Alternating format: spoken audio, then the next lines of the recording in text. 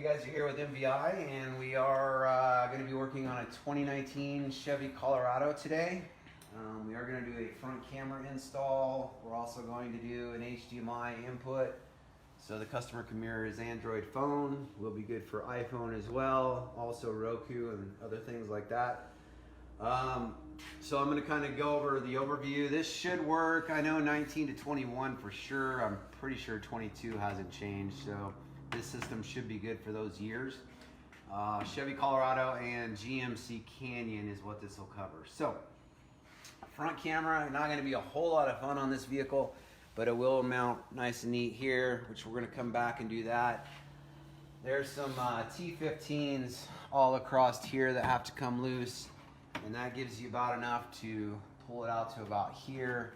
And then inside of here, I don't know if you can see down there, that's where a 7mm was. GM in their wisdom decided to put a bolt right there. Not a whole lot of fun to get to, just FYI.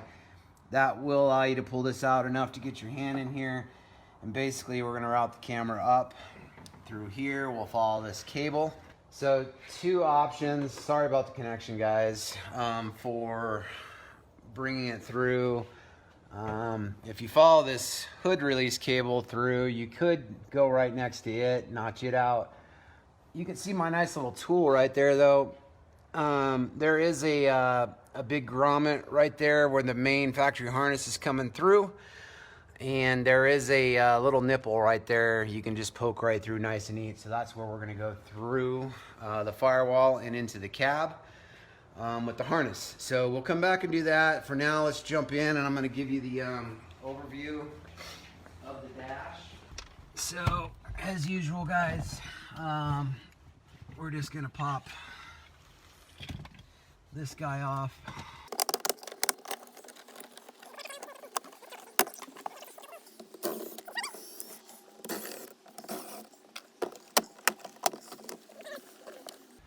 Some clips back here, and I didn't grab my pick, so I'm gonna have to probably go get that. But yeah, my nails are.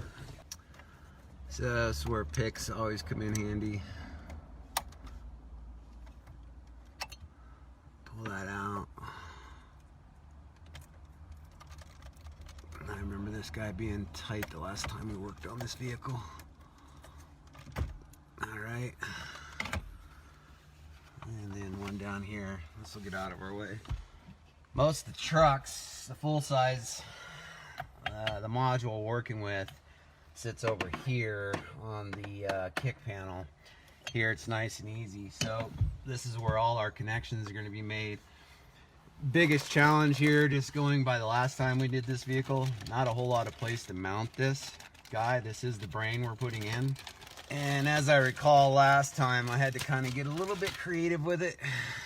And we might actually even try and go up here. Well, problem is it doesn't leave room to plug in our cables for the HDMI. So I'm gonna have to come back to that. We'll kind of go over that as we go along. That is the module that we're going in. Why we're talking about this. This is the same on all vehicles that we send out, regardless of full size or smaller trucks like this. 4 is for HDMI. So if you're doing the HDMI module, that is on is down. 5 is for rear camera. If you're doing a rear wireless, which this guy is not, so we will put that up.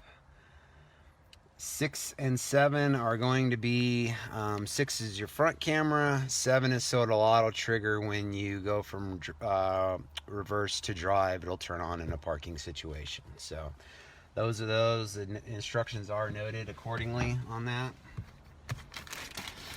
We do supply some other cables here that we'll just plug in.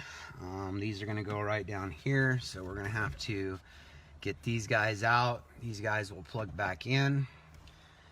This is your data wire, which is why we supply this, to keep you from having to solder into here.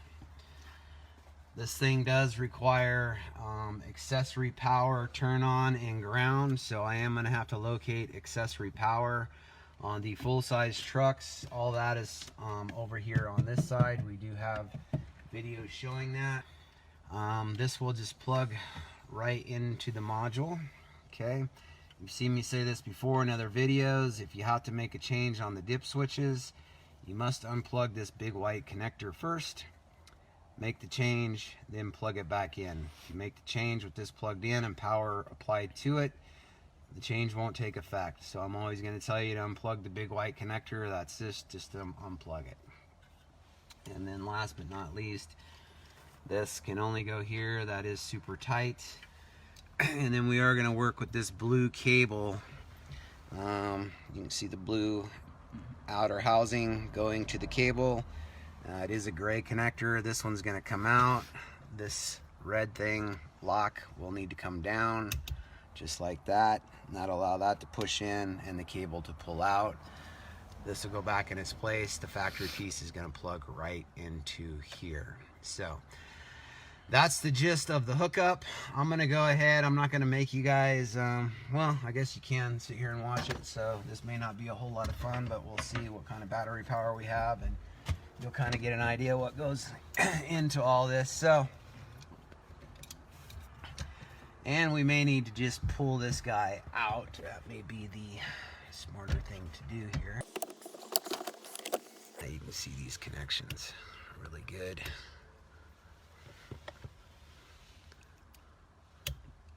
These are the same on all the vehicles. They're not fun on any of the vehicles, no matter what.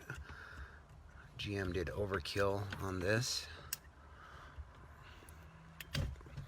Unplug. Allows this guy to just plug back in. Nice. And then this guy will just plug right back into there. And then we've got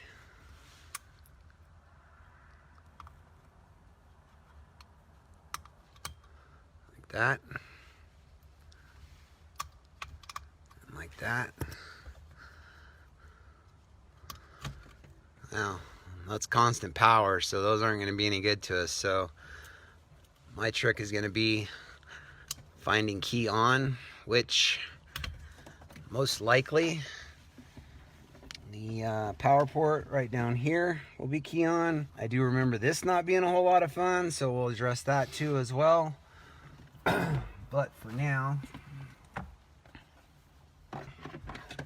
these are keyed and they're typically labeled. This side is not, but another easy way to tell, we've got one plug which obviously has power and ground right there in it.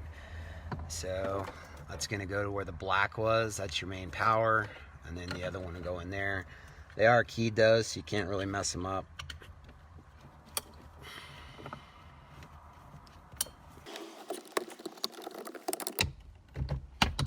There we go. Well, it sits nice and flush when you get the cables up the way. So.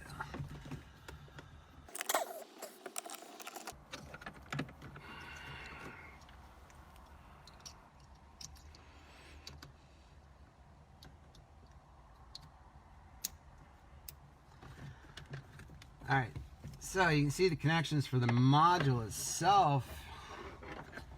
Pretty straightforward. We're gonna have to find a spot to mount it. And we got to find key on power, which I didn't do my homework ahead of time, so I apologize on that.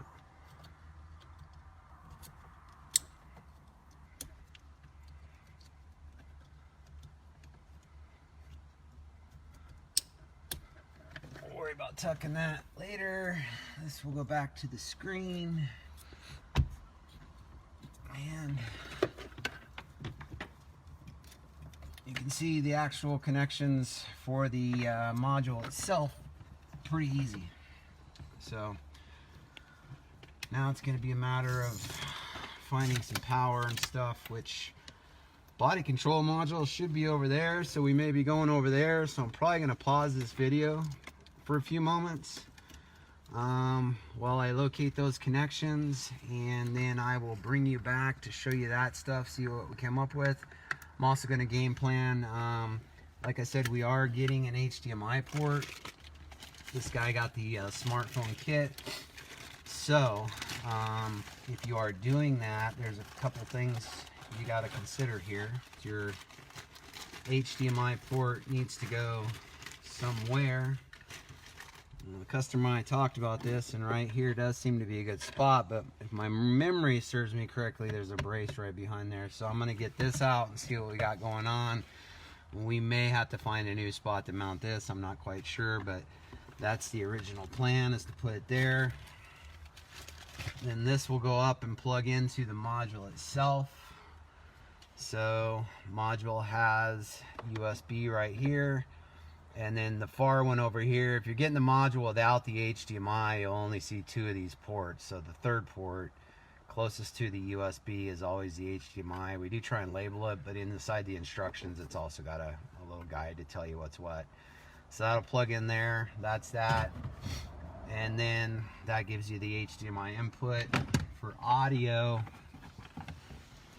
you do have to go in through the aux port.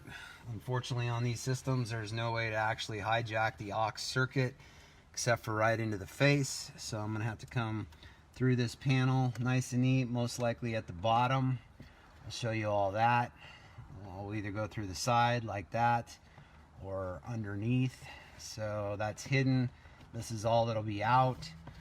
And then this will go in and plug into our harness on the audio jacks right there. So that's kind of the overview of what we're gonna do. I need to find some power for us to work with. And so I'm gonna go ahead and cut the video here, and I will be back to show you how we make out. Hey guys, you're back. We did get this thing installed and looking good. So we do have our front camera on. This does have some adjustment up and down, so you can kind of adjust how that goes, and then there is a screw right there to tighten it. And I did bring it up like we said and have it attached to the cable all the way down and around. One thing I will point out here, this guy this gets tricky, so you want to make sure it clicks all the way in there. And then before I wrap this up, I'm actually going to tape it really well, and then that'll be secured. I'm going to go around the brake booster there in the back. I still have to finalize that, and then you should be able to see where we're coming through the firewall right there. So it comes through nice and then into the module. So we'll stick with the camera portion. Some stuff I'll point out. If you're doing the HDMI, you'll have these audio RCAs with the aux cord coming through. Front and rear are labeled. We do test these before they ship out, so they should be right. But and I've got other videos showing this, but when you get this will be a part. Everybody seems to wonder how this connects, and it's super easy. RCA in. We do have a lead coming off the module. It says right there, use the power and ground camera. So all we gotta do is connect it. And then it's not a whole lot of rocket science to this. Just gonna plug right in. That's all there is to it. I'm gonna tape it up nice, coil things up and hide it. So this will be out the way. If you're not doing the HDMI, you won't have these cables to be concerned about. And I did find a nice little ground point right here. So this is a 13 millimeter. Bring this out right around that stud. Nice ground for the system. Okay. Now, with that said, I'm going to plan on tucking this up here, right on that air vent, and it should sit real nice with some Velcro. And I may use some some zip ties to also hold it. But once that's up there, I think it'll be a nice little outcome for that to stick. So with that said, hardest part about this install, guys, is this down here. Again, if you're not doing the HDMI, you won't have to worry about this, but there's a piece of plastic here I took out with a hacksaw. Okay, that allows this to go in. Otherwise, it covers that whole area that you wouldn't be able to put that in. You'll notice this air vent is also in the way, so your most room is higher up, and I went just a little bit too high. I should have gone down a hair lower. So you'll want to kind of double test that, putting it back together. But it's nice and tight. This will go back in. And then for power on these, I will send, we've got an adapter that goes right here on the back of this power port, and then it gives you a lead to tie into for your power. So all you're gonna do is connect for your power and use the power that's powering this outlet right here to power the system. That does need to be key on, not constant. So that'll all go back in right there. This guy is nice and tight coming out with some metal clips, so be careful with that. And I will come back and get some pictures of the final outcome of that. Lastly, let me show you.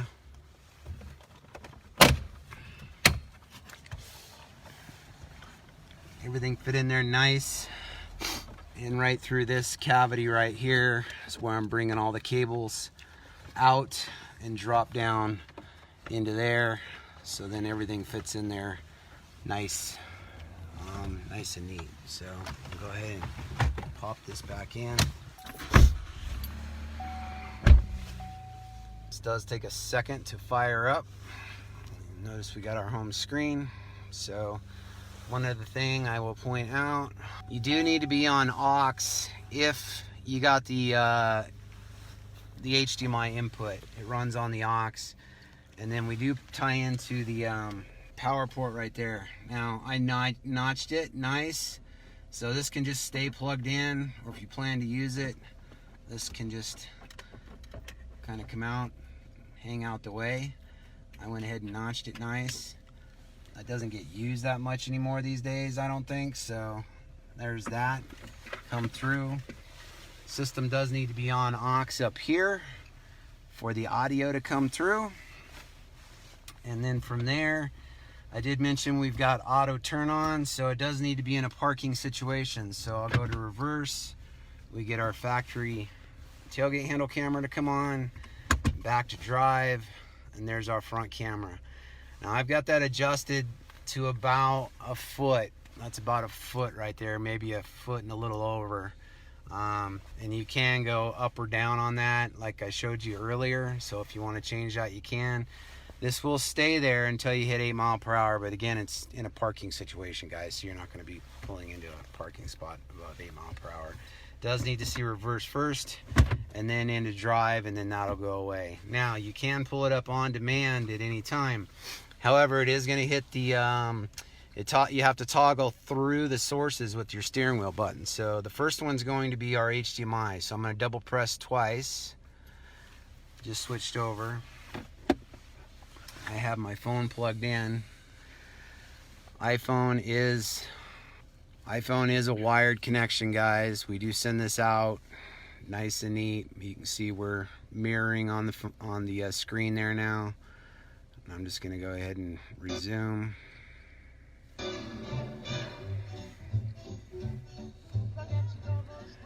there you go. So I do see, being completely upfront, a slight delay in the audio between their lips moving, and I do find if you pause it and kind of let the thing catch up, it does help. I did play with that a while ago. I'm also working on another piece that's supposed to cure that completely, but it's very, very minor, guys. So again, you're in the car going down the road and whatnot, so it's not like you're going to be paying attention to that too much, but it is a slight delay. Can't do much about that right now. If you pause it and replay it, it will correct. Great little picture. So from there we can go into the front camera image, and you can be going down the road and you can keep that on just as long as you want. Toggle it one more time, and we're going to go right back to our home screen. You can also at any time just hit this guy and go right to the home screen. So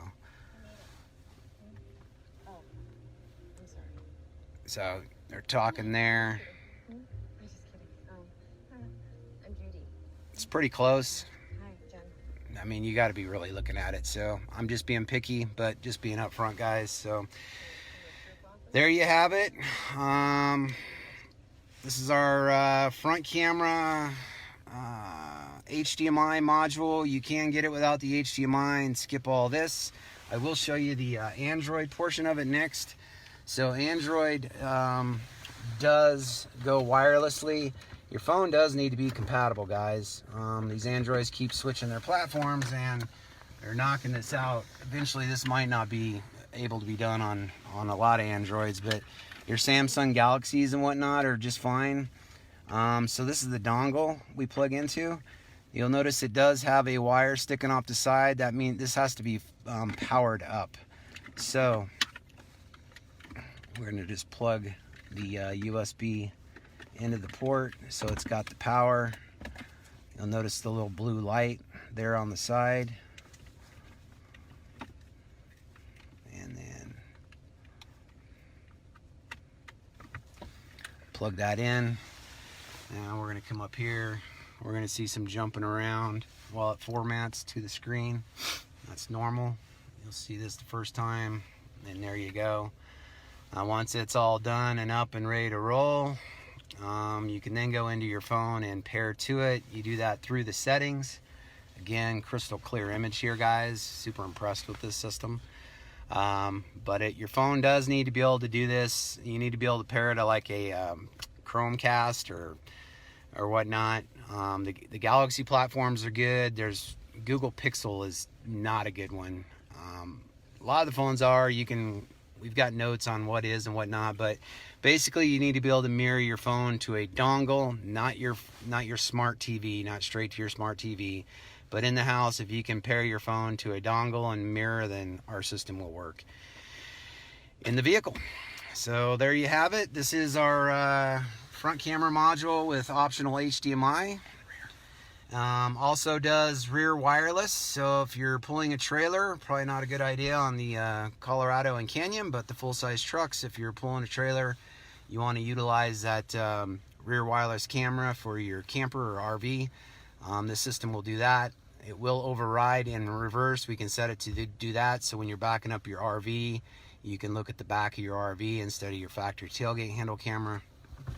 Again, right now that tailgate handle camera is going to override. Front camera back on. Back up to park. And let's just see if it comes back on. Yeah, here we go, right back to the mirroring. So toggle with the steering wheel and back to the home screen. So as usual, guys, any questions, feel free to reach out to us. Best way to reach us is on the website these days, guys. We've got that live chat going on. You can leave a message if we're not online at the time. We will get back to you. That works really well.